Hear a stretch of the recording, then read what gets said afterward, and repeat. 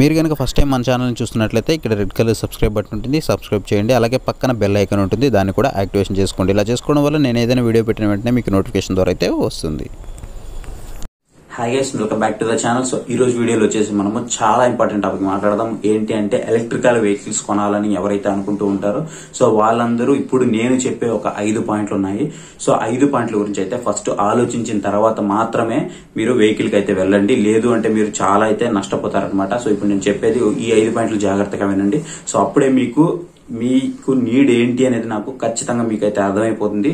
So మీకు amount అనేది చాలా వరకు మిగిలిపోతుంది. అండ్ ఇంకోటి ఏంటి అంటే మీరు ఎలక్ట్రికల్ వెహికల్ కి అర్హులా కాదా అనేది మీకైతే ఒక డెసిషన్ అయితే వచ్చేసింది అనమాట. ఫస్ట్ వచ్చేసి నీడ్ అంటే అసలు మనకి ఏం అవసరం.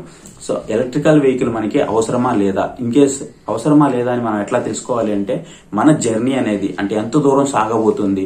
ఇప్పుడు లైక్ నేను ఇంటి దగ్గర ఉన్నాను, ఇంటి దగ్గర నుంచి నా ఆఫీస్ ఒక 50 కిలోమీటర్స్ ఉంది. సో 50 కిలోమీటర్స్ ఉంది అంటే సో ఈ 50 కిలోమీటర్స్ కి నాకు ఇది అవైలబిలిటీగా ఉంటుందా లేదా, సో అది నాకు సరిపోతుందా లేదా అనేది మనము చూసుకోవాల్సి ఉంటుంది. అండ్ నెక్స్ట్ వచ్చేసి రేంజ్. సో ఈ రేంజ్ సెకండ్ పాయింట్ అనమాట. సో ఈ రేంజ్ అంటే ఏంటి అంటే సో ఒక్క ఛార్జ్ కి మనకి ఎన్ని కిలోమీటర్లు ఇస్తుంది అనేది మనకి రేంజ్ కింద అయితే మనం చూస్తూ ఉంటాం. లైక్ మనకి పెట్రోల్ 1 లీటర్ పెట్రోల్ మనం పెట్రోల్ పట్టిస్తే ఎంత మైలేజ్ ఇస్తుంది అంటే ఒక 40-50 ఇస్తుంది కదా. సో సంథింగ్ అలాగే మనకి ఒక్కసారి ఛార్జ్ చేస్తే ఆ బ్యాటరీ అనేది మనకి ఎన్ని కిలోమీటర్ల రేంజ్ వస్తుంది. సో దీన్ని మనం ఎలా క్యాల్కులేట్ చేసుకోవాలంటే లైక్ ఇప్పుడు నేను ఇక్కడ ఉన్నాను, సో నేను ఆఫీస్ కి వెళ్ళాలి.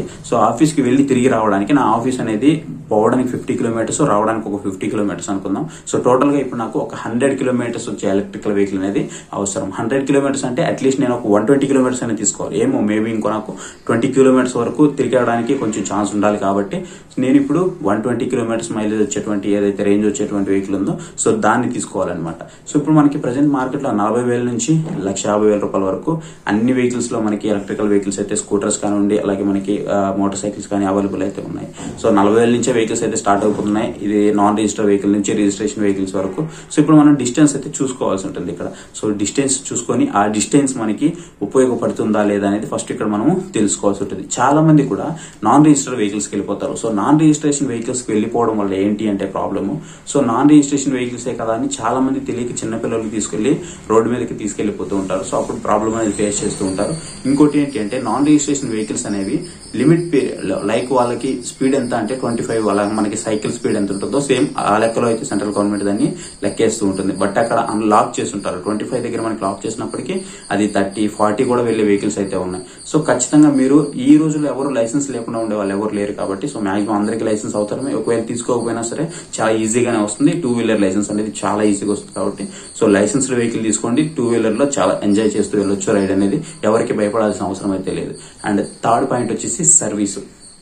సో మనం ఇప్పుడు ఒక వెహికల్ తీసుకుంటున్నాము అంటే ఇప్పుడు లైక్ నేను ఒక 120 కిలోమీటర్స్ రేంజ్ వచ్చేటువంటి ఒక ఎలక్ట్రికల్ వెహికల్ తీసుకున్నాను. సో ఇప్పుడు నాకు సర్వీస్ సెంటర్ అనేది 150 కిలోమీటర్స్ దూరంలో ఉంది. సో 150 కిలోమీటర్స్ దూరంలో ఉంది అంటే సో ఈ వెహికల్ ని నేను తీసుకెళ్లడానికి నాకు చాలా అమౌంట్ అయితే ఖర్చు అవుతుంది. ఒక ఆటో అయినా మాట్లాడుకోవాలి, లేదంటే ఈ వెహికల్ నేను ఇక్కడ చార్జ్ చేసుకుని 120 కిలోమీటర్స్ వెళ్ళి మళ్ళీ అక్కడ ఎవరితైనా ఒక హౌస్ మాట్లాడుకుని, లేదంటే ఒక ఫ్రెండ్ ని రిక్వెస్ట్ చేసుకుని అక్కడ ఛార్జింగ్ పెట్టుకుని మళ్ళీ నేను సర్వీస్ సెంటర్ తీసుకెళ్ళాలి. మళ్ళీ వచ్చేటప్పుడు కూడా నాకు ఇంటి దగ్గర రాదు కాబట్టి మళ్ళీ రిటర్న్ లో నేను ఎవరో ఒకరి దగ్గర అయితే హెల్ప్ తీసుకుని మళ్ళీ అక్కడ చార్జ్ చేసుకుని మళ్ళీ ఇక్కడ తీసుకురావాలి. సో అట్లాంటి ప్రాబ్లం అయితే ఫేస్ చేస్తుంటాం. అట్లా కాకుండా ఉండాలి అంటే ఖచ్చితంగా మనకి సర్వీస్ సెంటర్ అనేది మన ఎన్ని కిలోమీటర్ల రేంజ్ ఉంటుందో దానికి ఇప్పుడు లైక్ 120 కిలోమీటర్స్ మన వెహికల్ రేంజ్ అనుకోండి. సో 50 కిలోమీటర్స్ సరౌండింగ్స్ లోనే మనకి సర్వీస్ సెంటర్ అనేది అవైలబుల్ ఉండాలి. సో అలా అవైలబిలిటీ లేకపోతే మనము చాలా ఇబ్బంది పడతాం. అండ్ నెక్స్ట్ వచ్చేసి ఇంకో పాయింట్ వచ్చేసి మనకి ఇప్పుడు వచ్చే ఏవైతే ఎలక్ట్రికల్ వెహికల్స్ అవన్నీ కూడా లేటెస్ట్ టెక్నాలజీతో వస్తున్నాయి. లైక్ మనకి బ్లూటూత్ ఆప్షన్స్ కానివ్వండి, నావిగేషన్ సిస్టమ్స్ కానివ్వండి, వైఫై కానివ్వండి, స్క్రీన్ కానివ్వండి, అలాగే మనకి షేరింగ్స్ కానివ్వండి, అన్ని కాల్ SMS అలర్ట్స్ కానివ్వండి, ఇట్లా మనకి రివర్స్ మోడ్ కానివ్వండి, క్రూజ్ కంట్రోలర్ అని ఇట్లా మనకి చాలా ఆప్షన్స్ తో వస్తున్నాయి. ఈ ఆప్షన్స్ అన్ని ప్రెసెంట్ ఎవరైతే మెకానిక్స్ ఉన్నారో సో వాళ్ళు ఎలక్ట్రికల్ మెకానిక్స్ కావచ్చు, లేదంటే ఈ మెకానిక్స్ కావచ్చు. కొంతమంది ఎలక్ట్రికల్ మెకానిక్స్ మామూలు వర్క్స్ చేస్తారు. సో మామూలు మెకానిక్స్ కూడా ఎలక్ట్రికల్ వర్క్స్ చేసే వాళ్ళు కొంతమంది ఉన్నారు. లేదంటే మనకి సపరేట్ గా కూడా దొరుకుతూ ఉంటారు. సో వీళ్ళందరూ ఇప్పుడు వచ్చే ఎలక్ట్రికల్ వెహికల్స్ ని ఎంతవరకు అర్థం చేసుకోగలుగుతున్నారు? సో మీరు ఏదైతే వెహికల్ తీసుకోవాలనుకుంటున్నారో ఆ వెహికల్ గురించి వాళ్ళకి కంప్లీట్ గా తెలుసా? మీ ఏరియాలో ఉండే వాళ్ళ దగ్గర ఆ వెహికల్ గురించి తెలుసా అనేది మీరు ఖచ్చితంగా చూసుకోవాల్సి ఉంటుంది. ఎందుకంటే ఏదైనా చిన్న హెల్ప్ లైక్ మనకి ఏదైనా ఒక చిన్న ప్రాబ్లం వచ్చింది, ఆ టైంలో మనం మళ్ళీ వెంటనే వెంటనే సర్వీస్ సెంటర్కి వెళ్ళాలంటే వెళ్ళలేము. ఒకవేళ సర్వీస్ సెంటర్ పక్కనే ఉంటే నో ప్రాబ్లం, మనం సర్వీస్ సెంటర్కి వెళ్ళేసి దాన్ని రెక్టిఫై చేసుకోవచ్చు. నేను ఎప్పుడు సర్వీస్ సెంటర్ని ప్రిఫర్ చేస్తాను. ఒకవేళ కావాలంటే మీరు సర్వీస్ సెంటర్కి అయితే వెళ్ళిపోవచ్చు దగ్గరుంటే. ఒకవేళ ఇన్ కేస్ మీకు సర్వీస్ సెంటర్ అనేది దగ్గరగా లేదు అని అనుకుంటే సో అప్పుడు మీరు చాలా ప్రాబ్లం అనేది ఫేస్ చేస్తూ ఉంటారు.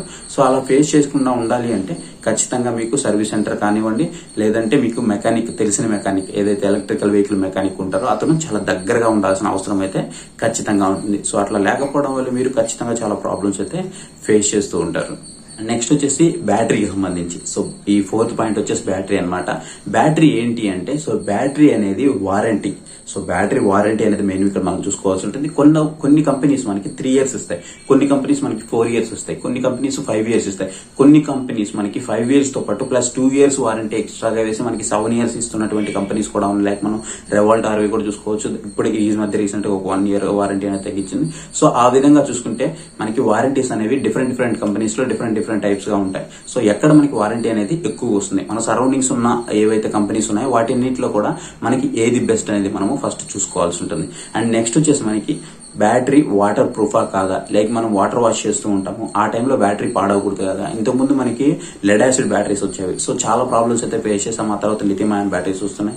సో ఈ లిథియం అయాన్ బ్యాటరీస్ చాలా వరకు బాగానే ఉన్నాయి. ఇంకా కూడా మనకి సోడియం అయాన్ బ్యాటరీస్ అయితే వస్తున్నాయి. సో సోడియం అయాన్ బ్యాటరీస్ వచ్చేటప్పటికి ఈవీ అనేది చాలా వరకు చేంజ్ అయితే అయిపోతుంది. సో చాలా మందికి తెలియని టెక్నాలజీ సోడియం అయాన్ టెక్నాలజీ అని చెప్పొచ్చు. సో ఆ బ్యాటరీస్ వస్తే మనకి చాలా వరకు ఖర్చు అయితే తగ్గిపోతుంది, మనకి రేంజ్ కూడా చాలా వరకు పెరుగుతుంది. సో దాని మీద కొన్ని పరిశోధనలు అయితే జరుగుతున్నాయి. ఆల్రెడీ నేను దాని గురించి వీడియో చేస్తున్నాను. ఇన్ కేస్ మీరు కనుక ఆ వీడియో చూడకపోతే ఎండ్ కార్డ్స్ లో ఇస్తాను, ఒకసారి వెళ్ళి చూడండి. సో మనకి ఇక్కడ షాక్ ప్రూఫ్ అలాగే వాటర్ ప్రూఫ్ అనేది మనం ఇక్కడ బ్యాటరీలో అయితే చూసుకోవాల్సి ఉంటుంది. ఎందుకంటే బ్యాటరీ మనము ఛార్జ్ చేస్తూ ఉంటాం. సో ఛార్జ్ చేసేటప్పుడు మనకి బ్యాటరీ అనేది మనకి కనీస సెక్యూరిటీ అనేది ఇవ్వాలి కదా. మనము హ్యాండ్ తో మనము ఇప్పుడు వచ్చే బ్యాటరీస్ అన్ని కూడా నాన్ రిమూవబుల్ బ్యాటరీస్ అలాగే రిమూవబుల్ బ్యాటరీస్ 2 రకాలు ఉంటాయి. సో ఇప్పుడు మాక్సిమం వచ్చే బ్యాటరీస్ కూడా రిమూవబుల్ బ్యాటరీస్ ఉంటాయి. ఎక్కడో మనకి ఒక 5% 3% వెహికల్స్ లో మాత్రమే నాన్ రిమూవబుల్ బ్యాటరీస్ వస్తున్నాయి. అవి కూడా మోటార్ సైకిల్స్ మనము ఎక్కువగా చూస్తూ ఉంటాం. సో మిగతా స్కూటర్స్ అన్నిట్లో కూడా మనకి రిమూవబుల్ బ్యాటరీస్ అయితే వస్తాయి, అంటే డిటాచబుల్ బ్యాటరీస్ అనొచ్చు. సో డిటాచ్ చేసి మనము ఇంట్లోకి వెళ్లి జాగ్రత్తగా దాన్ని ప్లగ్ ఇన్ చేసి ఛార్జింగ్ అయితే చేసుకుంటూ ఉంటాము. సో అట్లా మనము టెక్నాలజీని అయితే ఇక్కడ మనం చూసుకోవాల్సి ఉంటుంది. సో బ్యాటరీకి వారంటీ అనేది ఎన్ని ఇయర్స్ వస్తుందనేది చూడాలి. బ్యాటరీకి మనకి రీప్లేస్మెంట్ చేయడానికి వాళ్ళు ఏమన్నా టర్మ్స్ అండ్ కండిషన్స్ పెట్టున్నారా, సో ఎలాంటి కండిషన్స్ పెట్టలేదా, 3 years వారంటీ అనేది మనకి ఏ విధంగా వర్తిస్తుంది, లేదా 5 years వారంటీ అనేది మనకి ఏ విధంగా వర్తిస్తుంది, ఇలా మనకి టైం పీరియడ్ అనేది ఎవరు ఎక్కువ ఇస్తున్నారు, అలాగే షాక్ ప్రూఫా కాదా, అలాగే వాటర్ రెసిస్టెంటా కాదా అనేది మనం ఇక్కడ ఖచ్చితంగా అయితే చూడాల్సి ఉంటుంది. సో ఇట్లా చూడకపోతే మనకి ఖచ్చితంగా మనము చాలా లాస్ అయితే అవుతాం అనమాట అమౌంట్ విషయంలో. అండ్ నెక్స్ట్ వచ్చేసి మేజర్ గా మీరు చూసుకోవాల్సింది ఏంటి అంటే సో ప్రతి ఒక్కరూ చేసే తప్పు అనమాట ప్రైజ్. So electrical price. ఇప్పుడు నేను ఒక వెహికల్ ని 90,000 రూపాయలకి కొన్నాను అంటే ఒక ఎలక్ట్రికల్ వెహికల్ ని, సో నా ఫ్రెండ్ అదే వెహికల్ ని 85,000 రూపాయలకే కొనుంటాడు, ఇంకొక ఫ్రెండ్ దాన్ని 80,000కి కొనుంటాడు, ఇంకొక ఫ్రెండ్ దాన్ని 1,00,000 రూపాయలకి కొనుంటాడు.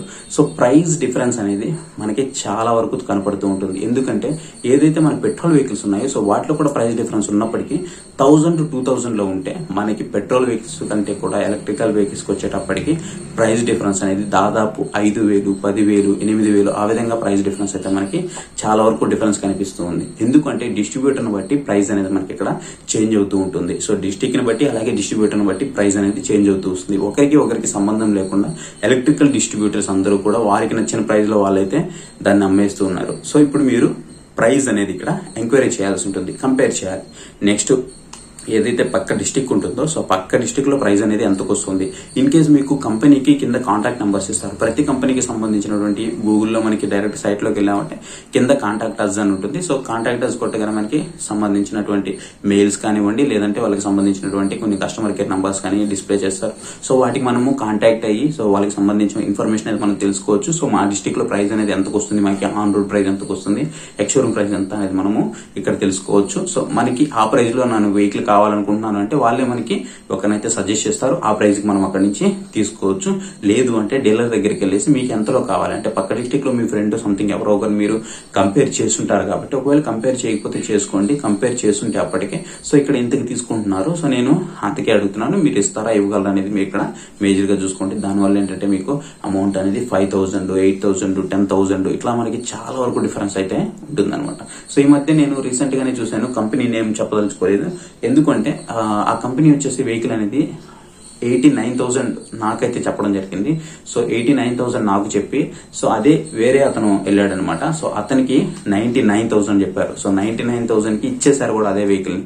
అండ్ ఇంకొకటి వచ్చేసి నేను రివ్యూస్ చేస్తున్న టైంలో, ఈవీ రివ్యూస్ చేస్తున్న టైంలో ఒక కంపెనీ వెహికల్ దగ్గరికి అయితే వెళ్ళాను. తనకు వచ్చేసి వెహికల్ ని వచ్చేసి 69,000 రూపాయలకి అమ్మాడు. ఇంకొక అతను ఉన్నాడు ఎంప్లాయ్, అదే ఎంప్లాయ్కి వచ్చేసి 86,000 రూపాయలకి దాన్ని అయితే అమ్మడం జరిగింది. సో 69,000 ఎక్కడ, 86,000 రూపాయలు ఎక్కడ, మీరు ఇక్కడ చూసుకోవచ్చు. చదువుకున్న వాడు అయితే ఖచ్చితంగా మోసపోయాడు. కొంచెం చదువుకున్నవాడు, లైక్ ఎవరైతే మోసపోలేదో అతను 10th మాత్రమే పాస్ అయినాడు. బట్ అక్కడ ఏం చేశాడు అంటే కస్టమర్ కేర్ కి కాల్ చేశాడు. కస్టమర్ కేర్ కి కాల్ చేసి ఎంక్వైరీ చేశాడు. నాకు ఈ ప్రైస్ కావాలి అని అడిగాడు. సో ఈ ప్రైస్ కాదండి, ఈ ప్రైస్ కి వస్తుంది అని చెప్పి వాళ్ళు రికమెండ్ చేశారు. కంపెనీ వాళ్ళే ఫోన్ చేసి రికమెండ్ చేశారు. సో వాళ్ళకి ఎలక్ట్రికల్ వెహికల్స్ లో ఎలా ఉంటుంది అంటే మార్కెట్ అనేది ఒక చిన్న సేల్ కూడా వాళ్ళకి, ఒక యూనిట్ సేల్ అంటే, ఒక యూనిట్ అంటే ఒక వెహికల్. సో ఆ వెహికల్ ఒక్క సేల్ కూడా వాళ్ళకి చాలా ఇంపార్టెంట్ అనమాట. సో వాళ్ళ గ్రోత్ కి చాలా హెల్ప్ఫుల్ అవుతుంది. సో వాళ్ళు మనకి చాలా వరకు సపోర్ట్ చేస్తారు. మీరు చేయాల్సిందల్లా వాళ్ళని ఎంక్వైరీ చేసి కరెక్ట్ పర్సన్ దగ్గర, కరెక్ట్ డిస్ట్రిబ్యూటర్ దగ్గర వెహికల్ తీసుకోవడం మాత్రమే అనమాట. సో ఇది ఈ 5 పాయింట్లు. సో మొత్తం 5 పాయింట్లు అయితే మీకు ఎక్స్ప్లెయిన్ చేస్తాను. సో ఈ 5 పాయింట్లు అనేది మీరు ఏదైనా మిస్ అయినా సరే, మీరు ఎక్కడైనా లాస్ అయినా సరే నాకు కింద కామెంట్ సెక్షన్ లో అయితే కామెంట్ చేయండి, నేను తెలుసుకుంటాను. ఈ వీడియో కనుక నచ్చితే ఖచ్చితంగా వీడియో అయితే మీకు మీ ఫ్రెండ్స్ అండ్ ఫ్యామిలీ మెంబర్స్ అలాగే మీ గ్రూప్స్ అయినా ఉంటాయి షేర్ చేయండి. ఎందుకంటే ఎలక్ట్రికల్ వెహికల్స్ కొనడానికి చాలా మంది అయితే ముందుకు వస్తున్నారు కదా, వాళ్ళు మోసపోకుండా ఉండడానికి అయితే వాళ్ళకి చాలా జాగ్రత్తలు అయితే ఉపయోగపడతాయి అనమాట. వీడియో నచ్చితే ఖచ్చితంగా వీడియో అయితే లైక్ చేయడం మొత్తం మర్చిపోద్దు. నచ్చలేకపోతే డిస్లైక్ చేసి ఎందుకు నచ్చింది కామెంట్ సెక్షన్ లో నాకు కామెంట్ చేయండి. Thank you for watching. See you next video. By.